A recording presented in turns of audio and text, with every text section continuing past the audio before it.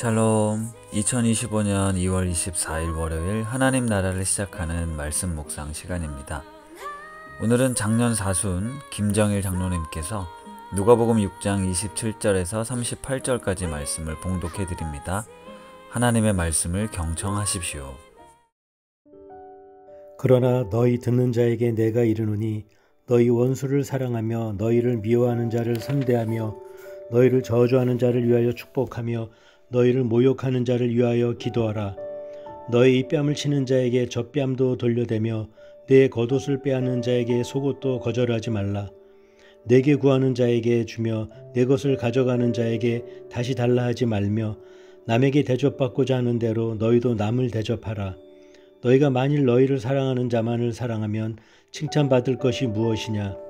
죄인들도 사랑하는 자는 사랑하느니라. 너희가 만일 선대하는 자만을 선대한다면 칭찬받을 것이 무엇이냐? 죄인들도 그렇게 하느니라. 너희가 받기를 바라고 사람들에게 구워주면 칭찬받을 것이 무엇이냐? 죄인들도 그만큼 받고자 하여 죄인에게 구워주느니라. 오직 너희는 원수를 사랑하고 선대하며 아무것도 바라지 말고 구워주라.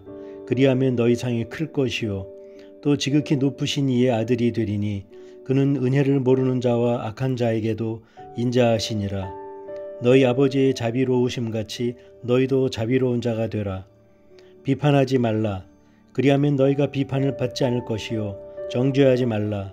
그리하면 너희가 정죄를 받지 않을 것이요 용서하라. 그리하면 너희가 용서를 받을 것이요 주라.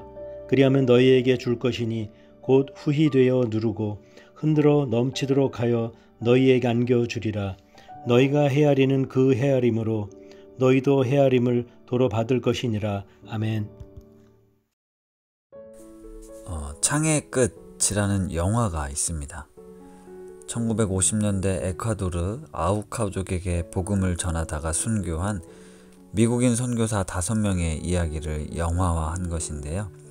바로 짐 엘리엇 선교사와 관련된 이야기입니다. 이 영화의 주제는 복수가 아닌 용서를 다루고 있습니다.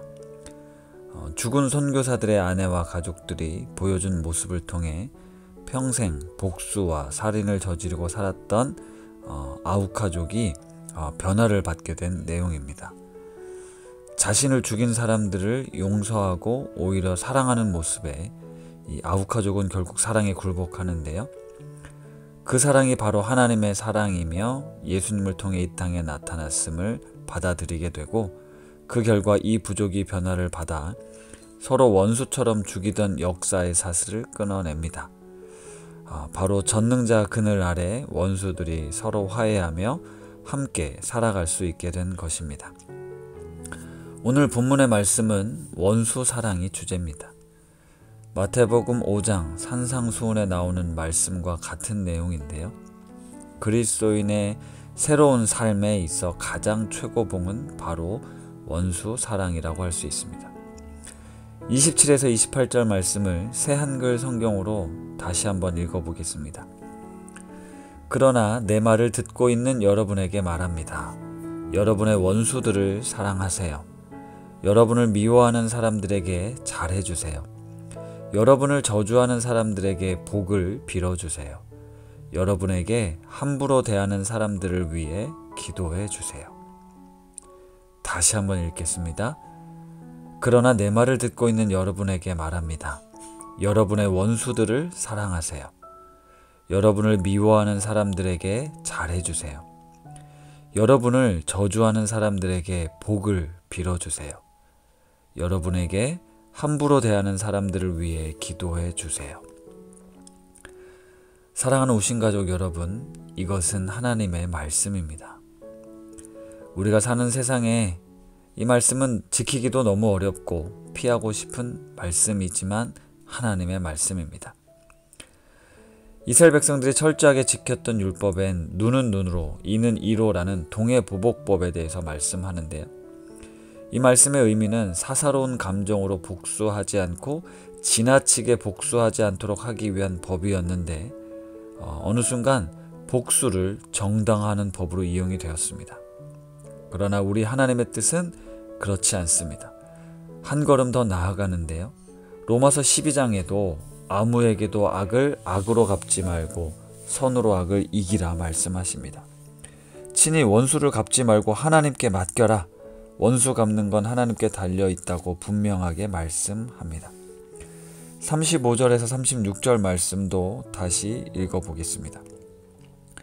여러분은 오히려 여러분의 원수들을 사랑하세요.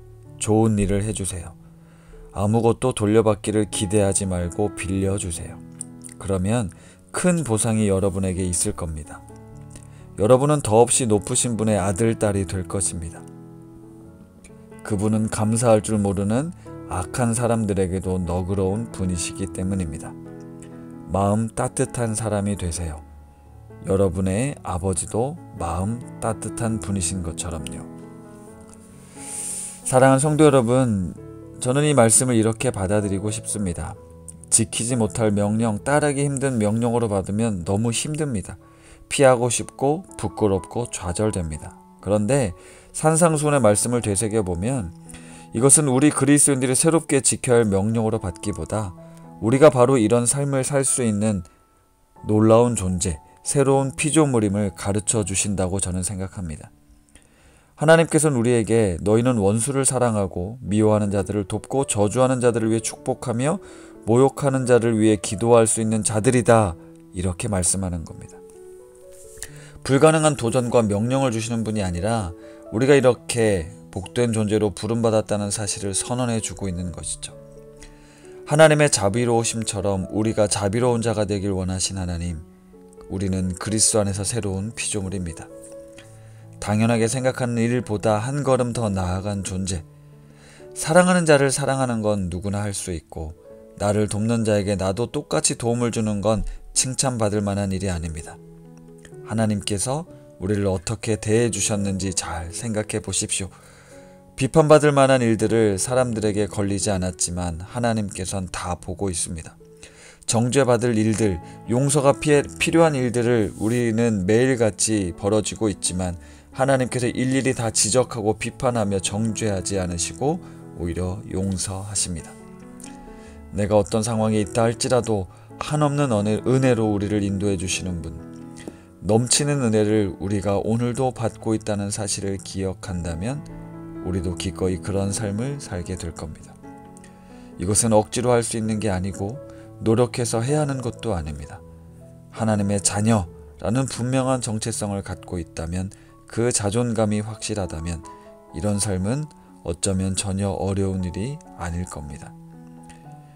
원수를 사랑하는 삶, 우신 가족들의 삶에서 구현되어질 수 있기를 간절히 소망하고 기도합니다. 말씀을 생각하며 기도하겠습니다. 하나님 아버지, 원수를 사랑하는 이 말씀은 잘 알겠지만 이렇게 살기 참 어렵습니다.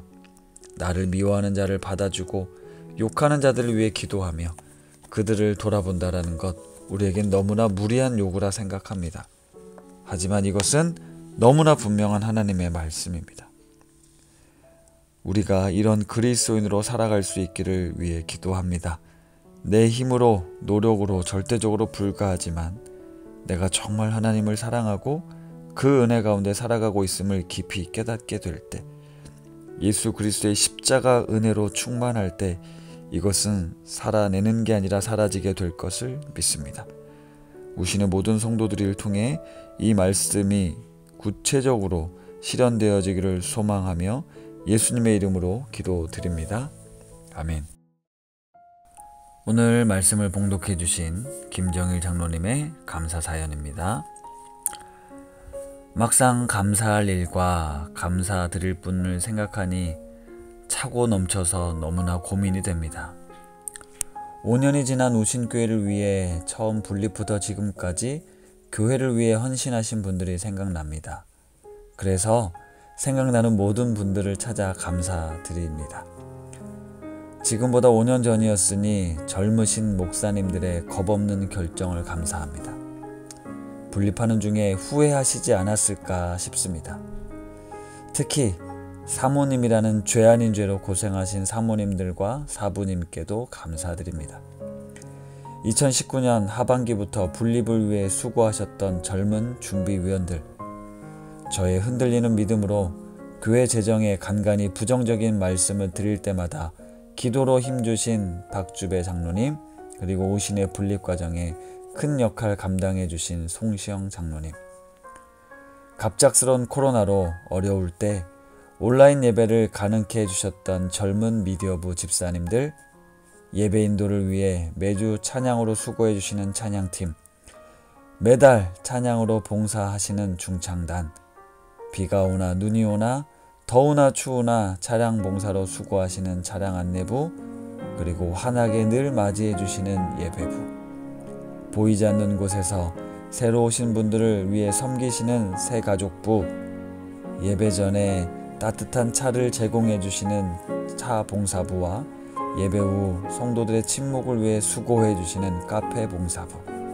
그리고 예배 후 보이지 않는 곳에서 수고해 주시는 우리 재정부, 모든 공동체의 삶을 위해 일찍 오셔서 정리하고 늦게까지 계시는 식당 봉사부, 일찍 오셔서 일부 예배 드리고 우리 다음 세대를 위해 봉사하시는 쌤들, 특별히 청년 누리 쌤들, 교회 어려운 일이 있을 때마다 어디선가 나타나시는 권사님들과 우신교회 분립부터 수고해 주셨던 신나리 간사님, 그리고 신나리 간사님의 바통을 이어받아 수고하시는 구선이 간사님, 그리고 구선이 간사님보다 더 큰 역할 감당해 주시는 남편 이신호 집사님, 너무 길게 모든 분들의 감사함을 정리해 봤습니다.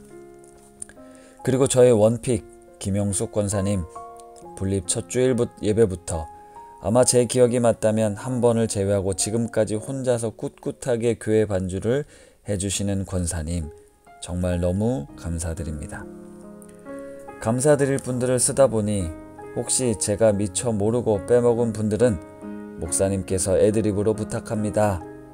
지난 5년 동안 우신 가족 모든 분들 수고에 감사드립니다. 이렇게 사연을 보내주시고 저에게 애드립을 부탁하셨는데요.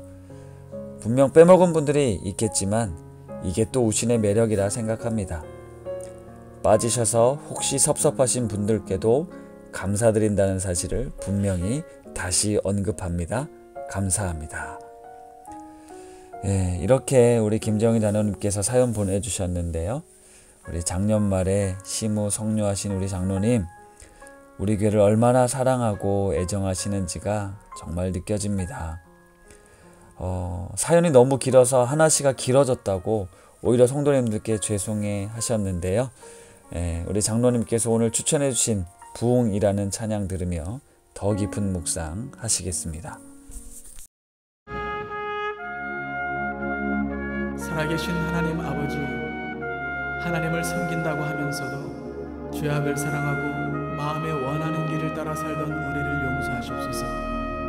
이제 회복시키시고 치유하시는 예수님의 보혈로 우리를 정결케 하옵시고 성령의 능력으로 기름 부으사 만민을 위하여 일어나게 하시옵소서. 흰옷을 입은 하나님의 거룩한 백성들이 이 땅 가득하게 일어나 열방을 향하여 행진에 나아가게 하시옵소서. 주여, 주의 일을 이 수년 내에 부흥케 하시옵소서. 이 수년 내에 나타내시옵소서. 진노 중에라도 긍휼을 잊지 마시옵소서. 이 땅에 왕국을 보소서.